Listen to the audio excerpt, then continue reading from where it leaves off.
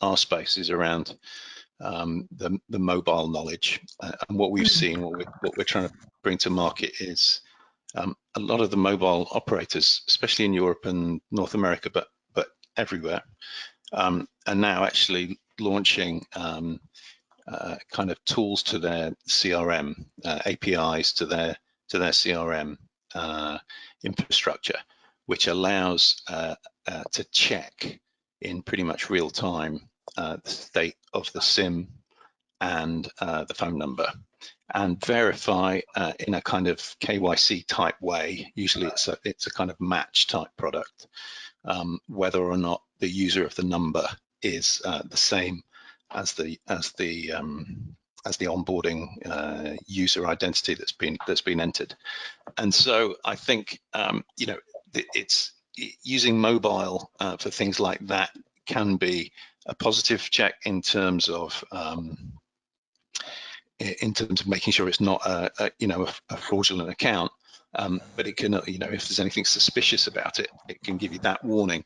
But on top of that, it can also reassure that the onboarding data is correct via KYC match type infrastructure. Now, using the mobile for that isn't necessarily perfect, because my son is sitting on my mobile account with my name on it. And so if he's sitting on the internet, then it's going to appear as me. So it's not necessarily completely perfect, but for a kind of low friction e-commerce parts of the world, I think there's a very simple, very fast check that can be done.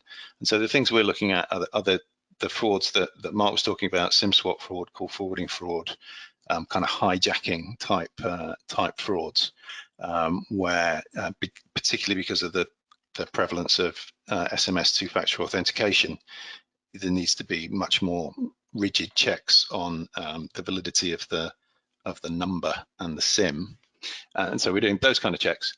But then I think the area again just seems much more useful to me in terms of mass market adoption. Even back to the social networking type players, I think using the mobile will be very simple, and the nice thing is it's very quick. So we do a ping to a network and back again in about a third of a second or something, and so that's probably in the time frame of a screen change on a sign up page.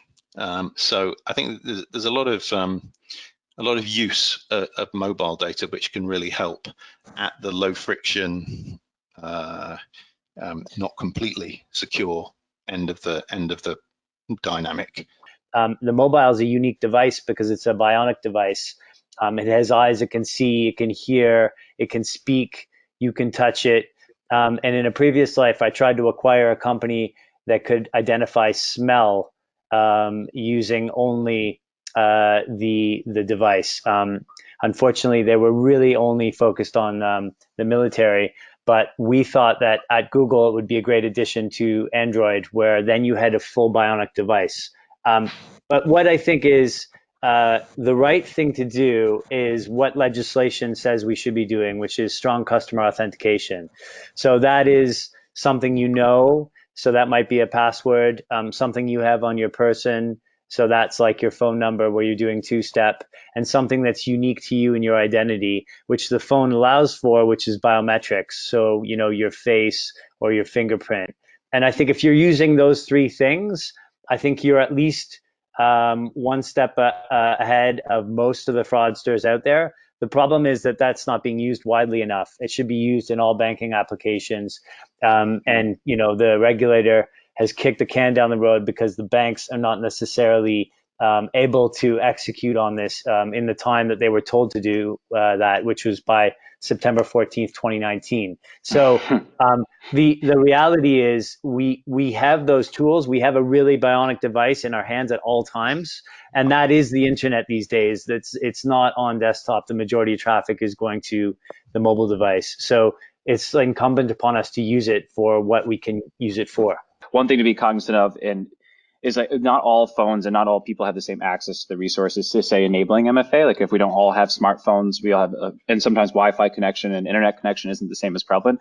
I think maybe a way to even take that to the next step is saying to understand fraud, of the two problem sets. There's the creation of identity, and then there's the ability to detect fraud on the other side of the other problem set.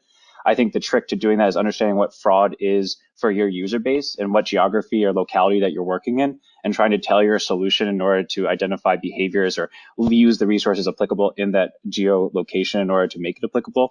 I mean, in some cases, more remote places where financial inclusion is trying to bring people online. Sometimes it's even having the attestation from someone within your group or your close family to say that you are who you are, that you work where you are supposed to be working. It should be sufficient. And I think trying to take that into consideration while also having the step up functions where we do have, say, the bionic device or the bionic enablement in order to employ that for more sophisticated regions. But being able to, what I say, manage globally, but identify locally, I think is the key here, and trying to do that in a way that is scalable is ultimately where I think we're trying to get to. Internet penetration on phones surpassed desktop back in 2010, 2011.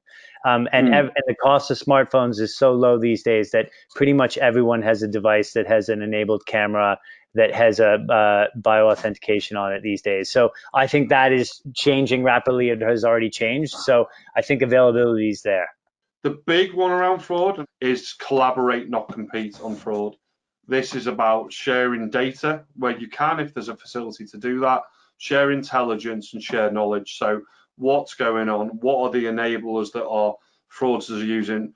Too often we see, and in the fintech space, but even in the big e-commerce world, is that they live in their silo too much. They don't share outside of that. They see it as a competitive advantage. If we're going to beat fraud, people have to share outside of their own little world.